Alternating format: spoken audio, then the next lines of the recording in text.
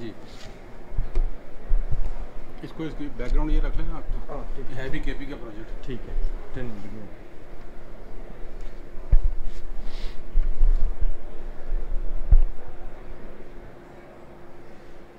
Sir ये बताइएगा कि पाकिस्तान के पवेलियन में और you are the prime minister special assistant on climate change, तो आप क्या इस कॉन्फ्रेंस में क्या नुमाइंदगी कर रहे हैं और कौन से प्रोजेक्ट्स जो हैं इसकी प्रचार कर रहे हैं यहाँ पे? जी, बिस्मिल्लाहिर्रहमानिर्रहीम। सबसे पहले तो मैं समझता हूँ कि पाकिस्तान इस कॉन्फ्रेंस पे एक बड़ा पॉजिटिव मैसेज लेकर आया है, और वो मैसेज ये है कि पाकिस्तान गो के बहुत मुतासर है क्लाइमेट चेंज से और उसके असरात से। हमारे मुल्क में इसके बहुत सीरियस असरात हैं। स्पेशली केपी प्रोविंस जो है वो सबसे ज़्यादा वल्नरेबल है पाकिस्तान के अंदर, बिकॉज ग्लेशियर्स वहाँ पे हैं, ग्लेशियर्स पिघल रहे हैं और फ्लडिंग बहुत ज़्यादा है वहाँ पे। लेकिन इसके बावजूद पाकिस्तान इस वक्त इसका कंट्रीब्यूटर नहीं है। हम 1% से भी कम है हमारी मिशंस, और आने वाले सालों में भी पाकिस्तान ने जो विज़न दिया है प्राइम मिनिस्टर इमरान खान साहब ने, वो एक सलूशन प्रोवाइडर का है। दुनिया को हम एक रास्ता दिखा रहे हैं कि ये है रास्ता डेवलपमेंट करने का। उसके अंदर क्लीन एनर्जी है, हमारी शिफ्ट 60%, इलेक्ट्रिक व्हीकल शिफ्ट है 30%, और उसके साथ साथ नेचर बेस्ड सोल्यूशन। सबसे बड़ी पाकिस्तान की स्टोरी जो है वो नेचर बेस्ड सोल्यूशंस की है, जो आप पीछे देख रहे हैं ये 10 बिलियन ट्री सुनामी। और ये वो ड्रीम है जो कि केपी से स्टार्ट हुई थी जब हमने बिलियन ट्री सुनामी का प्रोजेक्ट किया, और आज ये दुनिया के अंदर एक ब्रांड फॉर सक्सेस बन चुका है। ये एक इसका नाम आप किसी से भी यहाँ पे पूछ लें, आप नाम लेंगे पाकिस्तान का तो वो आपको 10 बिलियन ट्रीज़ की बात करेंगे आपके साथ। इसको इमरान खान साहब ने हर फोरम के ऊपर जब ये बात की तो इसकी एक अवेयरनेस हुई है, और फिर लोगों ने ये सिर्फ ये देखा कि ये बातें नहीं है, बल्कि हुकूमत ने एक तो काम करके दिखाया है, दूसरा अपने पैसों से काम किया है। एक डेवलपिंग कंट्री ने इसके लिए पैसे नहीं मांगे, बल्कि हमने अपने पैसों से ये काम करके दिखाया है। तो ये एक बहुत अच्छी स्टोरी यहाँ पर है जो कि सक्सेस स्टोरी के तौर पे पेश की जा रही है। इसमें हमारा जो पवेलियन है इस वक्त ये बिल्कुल मरकज़ बना हुआ है। आप देख सकते हैं यहाँ पर हमारे दिन के 4-5 अपने फंक्शंस हैं, उसके अलावा बहुत सारे लोग यहाँ पे विज़िट कर रहे हैं। यहाँ पे ADB के प्रेसिडेंट ने विज़िट किया है, 2 प्राइम मिनिस्टर्स ने विज़िट किया है, मिनिस्टर्स यहाँ पे बहुत सारे आ रहे हैं, और वो आकर यहाँ पर पाकिस्तान की जो स्टोरी है ये सुनते हैं, और इससे एक पॉजिटिव इमेज पाकिस्तान का डेवलप होता है। हमारी प्रॉब्लम ये होती है कि हम हर चीज़ को डॉलरों में नापते हैं कि वो फलाना आया जी कितने डॉलर दे के गया। ये बात नहीं होती। बात ये है कि पाकिस्तान की एक सक्सेस स्टोरी इसी वजह से है कि हमने डॉलर मांगे नहीं किसी से, हमने अपने पैसों से ये किया है। हम बिलीव करते हैं इस चीज़ के अंदर, और अब हमारे साथ पार्टनरशिप करने के लिए बहुत सारे ममालिक तैयार हैं। जर्मनी के साथ हमारा MOU साइन हुआ है, उन्होंने हमें 150 मिलियन यूरो जो हैं अगले साल के लिए जो हैं फ़ंड्स प्रोवाइड करने का वादा किया है। इसी तरह UK के साथ हमारा MOU साइन हुआ है, उन्होंने हमें 50 मिलियन पाउंड्स का जो है कि एक पहला स्टेप के तौर पे उन्होंने एक फ़ंड फराहम किया है। इसी तरह हमारा US के साथ हमारी एक एंगेजमेंट चल रही है, जॉइंट वर्किंग ग्रुप, वो बड़ा ज़बरदस्त तरीके से आगे जा रहा है। हमारी मीथेन प्लेज के ऊपर हमने उनके साथ साइन किया यहीं पे COP में। यहाँ पर प्रेसिडेंट बाइडेन से भी मुलाकात हुई, जिन्होंने उस चीज़ का शुक्रिया अदा किया वज़ीर-ए-आज़म इमरान खान का, कि उन्होंने एशिया का पहला मुल्क बने जो जिन्होंने उस प्लेज पे शामिल हुए हैं। तकरीबन 100 मुल्क उसको शामिल कर चुके हैं। इसी तरह हमने दुबई के साथ, UAE के साथ हमारी अभी आज MOU की साइनिंग है। आप इसके बाद चलें तो आपको हम वो दिखाते हैं। और उसके बाद सऊदी अरेबिया के साथ हमारी एक MOU जो है वो साइन होने जा रहा है। तो ये बहुत सारे ममालिक इसलिए साइन करें कि पाकिस्तान का एक पॉजिटिव ग्रीन इमेज हमारे प्राइम मिनिस्टर इमरान खान साहब ने बनाया है दुनिया में, और वो चाहते हैं कि पाकिस्तान के साथ इस पॉजिटिव रास्ते पे साथ मिल के चलें।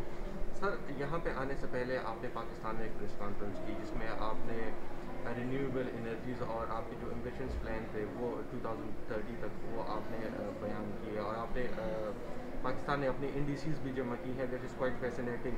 तो सर उसमें जो आपने गोल्स रखे हैं, लाइक इलेक्ट्रिक कार है, कोयले के इस्तेमाल, कार्बन का इस्तेमाल को कम करना है, what do you think that will be really implementable till 2030?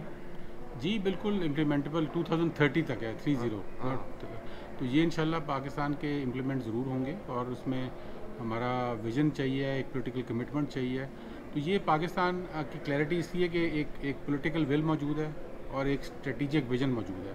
जब ये दोनों चीज़ें मिल जाती हैं तो आप एक सक्सेसफुल डायरेक्शन में चलते हैं।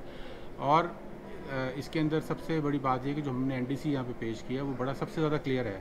लोगों के बड़े कंफ्यूज्ड NDCs हैं ममालिक के, पाकिस्तान का क्लियर है NDC, उसमें ये बताया गया कि हमने 9% एमिशन अपनी ऑलरेडी कम कर ली हुई है 2020 में, और 2030 में हम 15% एमिशन अपने पैसों के साथ कम कर सकते हैं। और हमने एक चैलेंज दिया है दुनिया को कि अगर आप चाहते हैं कि हम इसको 50% तक कम करें, हम वो भी कर सकते हैं, लेकिन उसके लिए हमें क्लाइमेट फाइनेंस चाहिए, टेक्नोलॉजी चाहिए, और हमने वो एग्जैक्ट डिटेल बताई है कि हमें $100 अरब की अगले 10 साल में फाइनेंसिंग चाहिए उस ट्रांजिशन करने के लिए। तो सर यहाँ पे पहले वीक में फाइनेंस की बात हुई और $100 बिलियन की बात हुई, तो क्या आप समझते हैं कि पेरिस माहदे के बाद ये सबसे बड़ा चैलेंज है फाइनेंसिंग, तो क्या ये कर पाएंगे बड़े ताकतवर ममालिक?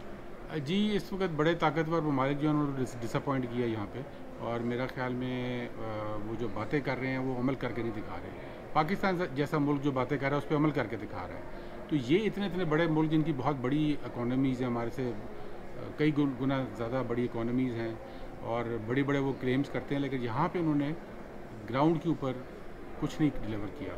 मैं समझता हूँ कि पिछला डेकेड जो है वो एक डेकेड ऑफ डिसअपॉइंटमेंट था क्लाइमेट चेंज के लिए, और अगला डेकेड जो है it has to be the decade of action.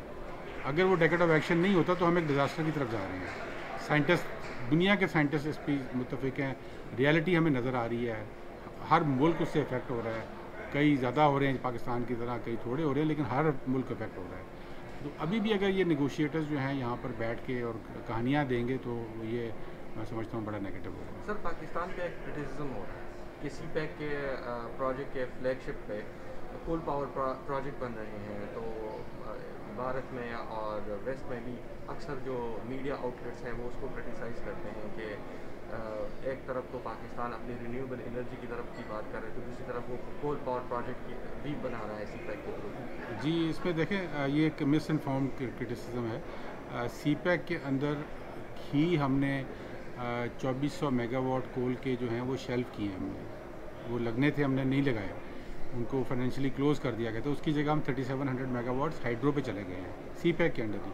तो हम तो CPEC को एक China Pakistan green economic corridor बनाने जा रहे हैं, प्रोटेक्टेड एरियाज़ में इन्वेस्ट कर रहे हैं, 10 बिलियन ट्री में उसमें हमारा MOU साइन हो चुका है चाइना के साथ ही, और हम कोयले से हट के हाइड्रो की तरफ जा रहे हैं उस माहदे के तहत। प्राइम मिनिस्टर इमरान खान साहब ने ये अनाउंसमेंट किया कि वो कोई भी इम्पोर्टेड कोल पे आप प्रोजेक्ट नहीं लगाएंगे पाकिस्तान में। और अभी हमने ग्वादर का एक लगना था 100 मेगावाट का, उसको भी बंद करके उसको हम क्लीनर फ्यूल पे शिफ्ट कर रहे हैं। तो ये सब कुछ CPEC के नीचे हो रहा है। तो ये कई बार लोगों को पता नहीं होता इस चीज़ का, ये अगर फैक्ट्स पता हो जो हम बताएंगे इंशाल्लाह अपनी स्टेटमेंट में, तो ये पता चल जाएगा कि पाकिस्तान और चाइना मिल के एक ग्रीन विजन के ऊपर काम कर रहे हैं।